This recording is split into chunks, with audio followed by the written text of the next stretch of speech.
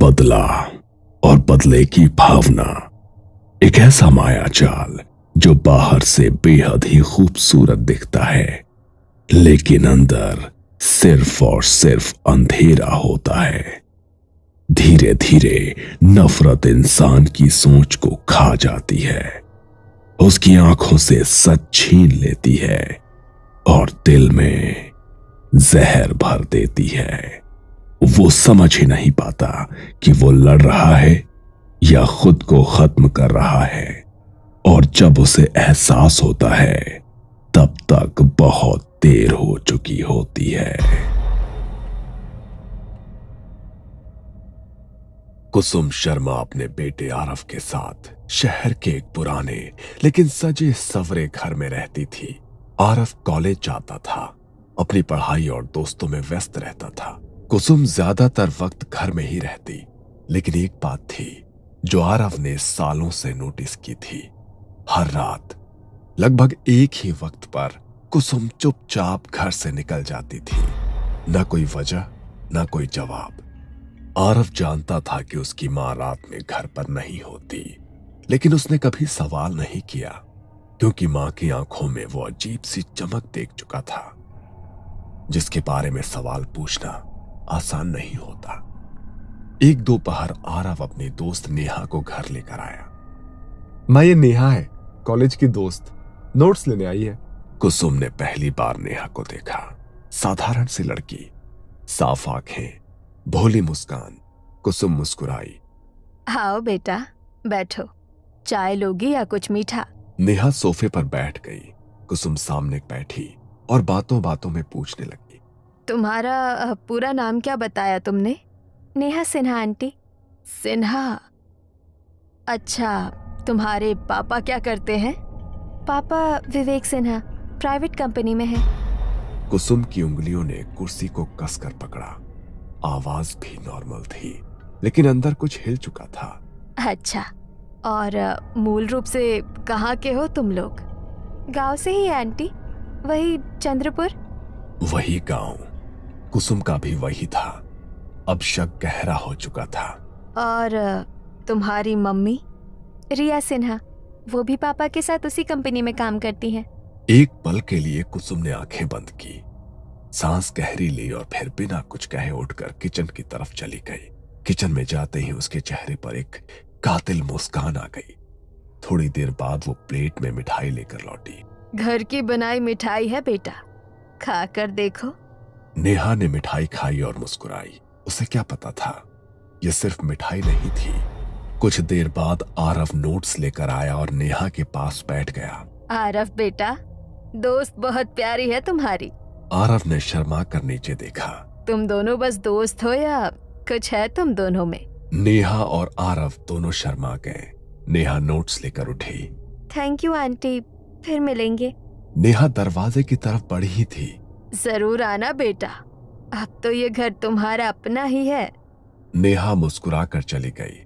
आरव, कहीं तुम्हारा और नेहा का कुछ चक्कर तो नहीं? माँ, ऐसा कुछ नहीं है, वो बस मेरी एक अच्छी दोस्त है।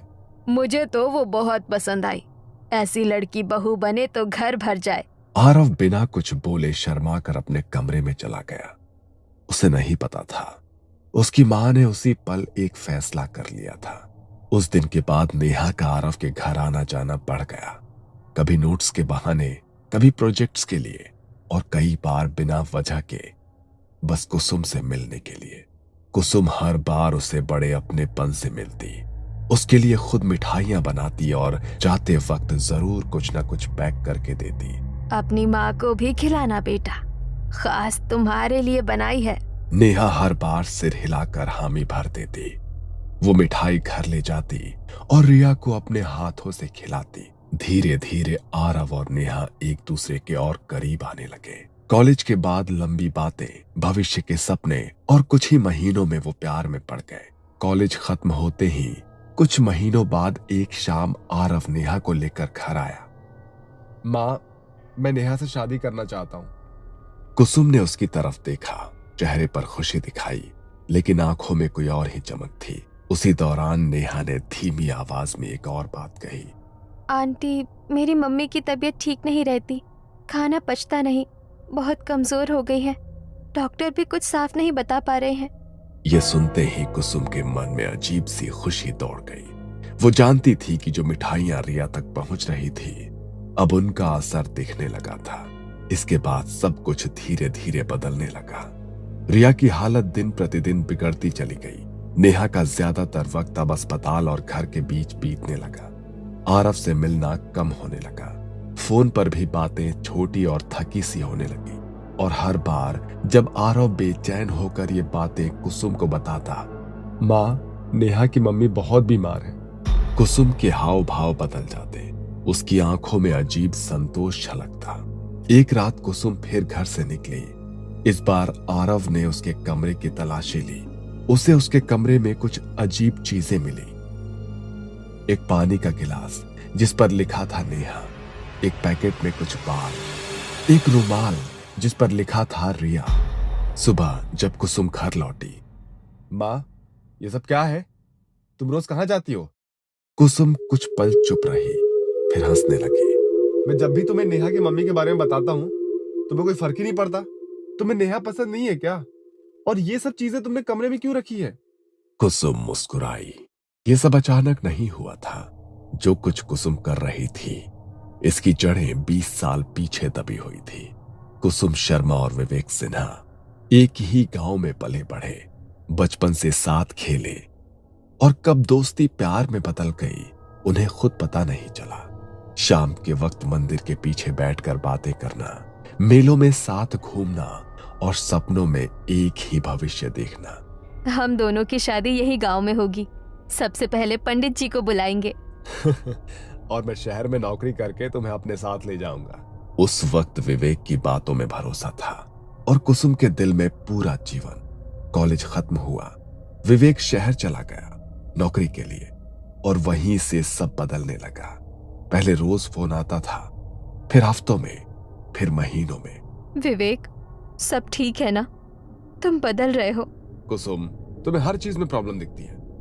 ग्रो अप यार। और कुछ दिन बाद फोन आना बंद हो गया। विवेक और कुसुम की बातें लगभग बंद हो गई। 1 साल बाद विवेक अचानक गांव लौटा।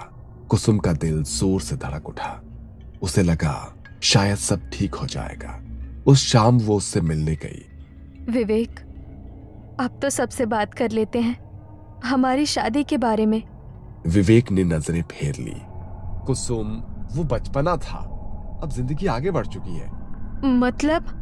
मैं रिया से प्यार करता हूँ और वो मेरे ऑफिस में काम करती है, अच्छे घर से है, हम लोग शादी करने वाले हैं। इतना कहकर वो उठ गया, पीछे मुड़कर भी नहीं देखा। और उस दिन के बाद वो फिर कभी कुसुम से नहीं मिला। कुछ साल बाद कुसुम के माता पिता ने उसकी शादी विजय मल्होत्रा से कर दी। विजय अच्छा इंसान था, शहर में कपड़ों की फैक्ट्री थी। कुसुम शहर आ गई, नया घर, नया जीवन। लेकिन अतीत दिल से कभी नहीं गया। जब आरव सिर्फ 2 साल का था, फैक्ट्री में आग लग गई। विजय उस आग से जिंदा नहीं लौट पाया। एक ही पल में कुसुम विधवा हो गई। वो रोई नहीं, वक्त ने उसे रोने का मौका ही नहीं दिया। बचपन से आज तक उसने आरव को अकेले बहुत कष्टों से पाला। और फिर कुछ महीने पहले एक दुकान में कुसुम की नजर अचानक विवेक पर पड़ी। वो अकेला नहीं था, उसके साथ उसकी पत्नी रिया थी। विवेक ने भी कुसुम को देखा, ना कोई शर्म, ना कोई पछतावा, ना कोई पुरानी पहचान का अपनापन। उस पल कुसुम का दिल टूटा नहीं, सुलग उठा। उसे सबसे ज्यादा ये बात चुभी कि विवेक ने एक बार भी नहीं पूछा कि कैसे हो, जिंदगी में क्या हुआ। उस दिन कुसुम ने फैसला कर लिया, उसकी हर खुशी मैं छीन लूंगी विवेक, जैसे उसने मेरी छीनी थी। बचपन में उसने गांव की बूढ़ी औरतों से कई कहानियां सुनी थी काले जादू के बारे में। किसी ने धागा बांधा, किसी ने कुछ खिलाया और किसी की पूरी दुनिया उजड़ गई। तब उसने हंसकर टाल दिया था, लेकिन अब उसे वही रास्ता सही लग रहा था। वो छुप छुप कर काले जादू का प्रशिक्षण लेने लगी। हर रात घर से निकलती और अंधेरे में अपने अंदर के अंधेरे को और गहरा करती। और जब उसे पता चला कि नेहा विवेक की बेटी है, तो उसे लगा भगवान ने खुद उसे बदले का रास्ता दिखा दिया है। मिठाइयाँ, बाल, नाम लिखा गिलास, रुमाल, ये सब इत्तेफाक नहीं था, ये सब मैंने ही किया है। इतना ही नहीं, मैंने ही नेहा को तुमसे प्यार करने पर मजबूर किया है। मेरी दी मिठाई खाकर ही वो तुम्हारे प्यार में पड़ी है। और जब तुमने उससे शादी की जिद पकड़ी, मैंने जानबूझकर रिया को बीमार कर दिया ताकि नेहा अपनी बीमार माँ को छोड़कर तुमसे मिल ही ना पाए। शादी की बातें, भविष्य के सपने, सब कुछ महीनों के लिए टल जाए। मैं चाहती हूँ पहले रिया टूटे, फिर नेहा और आखिर में विवेक। रिया अब बीमार पड़ चुकी है, दवाई अब बेअसर हो रही है और अब पीछे हटने का कोई रास्ता नहीं है। रिया अब ज्यादा दिन की मेहमान नहीं है। आरव रात भर सो नहीं पाया था। अगली सुबह आरव का फोन बजा। आरव, मेरी मम्मी नहीं रही। आरव के हाथ से फोन छूटते छूटते बचा। उसकी आंखों के सामने अंधेरा छा गया। वो दौड़ता हुआ कुसुम के पास गया। माँ, रिया आंटी मर गई। अब तो बस कर दो। अब तो तुम्हारा बदला पूरा हो गया ना। कुसुम की आंखों में एक अजीब सी ठंडक थी। नहीं आरव, अब नेहा की बारी है। यह सुनते ही आरव फूट फूट कर रो पड़ा। माँ, मैं हाथ जोड़ता हूँ, नेहा को बख्श दो। माँ, नेहा को बख्श दो। मैं किसी से कुछ नहीं कहूंगा। रिया आंटी को मारकर तुमने विवेक को तोड़ दिया है। प्लीज अब रुक जाओ। बस अब रुक जाओ माँ। लेकिन कुसुम के चेहरे पर जरा भी पिघलन नहीं थी। नेहा को भूल जा। मैं उससे अच्छी और सुंदर लड़की तेरे प्यार में फंसा सकती हूँ, अपने वश में करके। नहीं माँ, मैं नेहा से प्यार करता हूँ, प्लीज। उसने जोर से दरवाजा बंद किया और आरव को कमरे में कैद कर दिया। कई हफ्तों तक आरव कॉलेज नहीं गया। नेहा को चिंता होने लगी। एक शाम वो खुद आरव को ढूंढती हुई उसके घर पहुंच गई और कुसुम इसी पल का इंतजार कर रही थी। कुसुम ने दरवाजा खोला। आओ बेटा, अंदर आओ, तुम बहुत थकी हुई लग रही हो। नेहा अंदर आई। उसकी आंखें सूजी हुई थी। रिया कैसी थी आखिरी दिनों में? नेहा की आंखों से आंसू बहने लगे। पहले उन्हें उल्टियां होने लगी, फिर कुछ भी खाती तो सब बाहर निकल जाता, कभी कभी खून भी निकलता। कुसुम ध्यान से सुन रही थी। हर शब्द जैसे उसके दिल को ठंडा कर रहा था। पापा ने हर बड़े डॉक्टर को दिखाया, पर किसी की दवा काम नहीं आई। आखिरी दिन मम्मी ने जोर से चीख मारी और बस वो शांत हो गई। उस पल कुसुम के चेहरे पर सुकून उतर आया। कुछ देर बाद, खाना खा लो बेटा, मैं भी तुम्हारी माँ हूँ। नेहा मना नहीं कर पाई। ये वही खाना था जिसमें तंत्र मंत्र से तैयार आखिरी जहर मिलाया गया था। खाना खाते ही नेहा की आंखें भारी हो गई। वो बिना आरव से मिले घर लौट गई। अगली सुबह कुसुम ने आरव का कमरा खोला। कल नेहा आई थी, बहुत बातें हुई हमारी और वो खाना खाकर चली गई। आरव को अजीब सा डर लगा। उसने नेहा को फोन किया। फोन विवेक ने उठाया। नेहा बहुत बीमार हो गई है, ठीक वैसी ही हालत है जैसी उसकी माँ की थी। आरव दौड़कर नेहा के घर पहुंचा। नेहा बिस्तर पर पड़ी थी, कमजोर, डर से कांपती हुई। आरव, मैं मरना नहीं चाहती, मेरी मम्मी भी ऐसे ही तड़पी थी, मुझे बचा लो। आरव कुछ नहीं कर पाया। वो घर लौटा और माँ के पैरों में गिर पड़ा। माँ, बस करो, मैं तुमसे भीख मांग रहा हूँ माँ, प्लीज। लेकिन कुसुम नहीं मानी। कुछ ही दिनों में नेहा की भी मौत हो गई। जब ये खबर आई, कुसुम के चेहरे पर एक भयानक मुस्कान थी। लेकिन आरव ये सब सह नहीं पाया। जब कुसुम कमरे में पहुंची, आरव पंखे से लटका था। उस पल उसके हाथ कांप गए।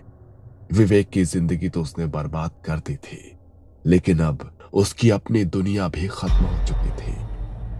उसे उस बाबा की याद आई। काला जादू बर्बादी की राह है, ये किसी को नहीं बख्शता।